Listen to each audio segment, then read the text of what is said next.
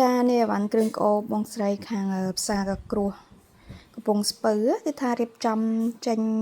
ដឹកជូនឲ្យបងស្រីទៀតណានេះវ៉ាន់គាត់នេះក៏វ៉ាន់គាត់ដែរហ្នឹងហើយអរគុណច្រើនបងស្រីដែលជួយកំងឲ្យវ៉ាន់គ្រឿងក្អូបពីខាងពេជ្រនាងខ្ញុំជូនពរដល់បងស្រីយកទៅលក់ដាក់ច្រើនហេងឆាប់អស់អាបានកំងថ្មីទៀតចឹងណាហ្នឹងហើយនិយាយទៅវ៉ាន់គាត់នៅខាងក្រៅទៀតណាចានេះវ៉ាន់បងស្រីនៅខាងក្រៅទៀតណានិយាយទៅគាត់កំងមកបងនេះគឺថាមកលម្អប្រហែលជាដឹកអត់អស់ហើយមកទៅហ្នឹងហើយអរគុណច្រើនបងស្រីចាំទទួលផងឲ្យវ៉ាន់រៀបចំចេញទៅហើយចាអរគុណច្រើនហេង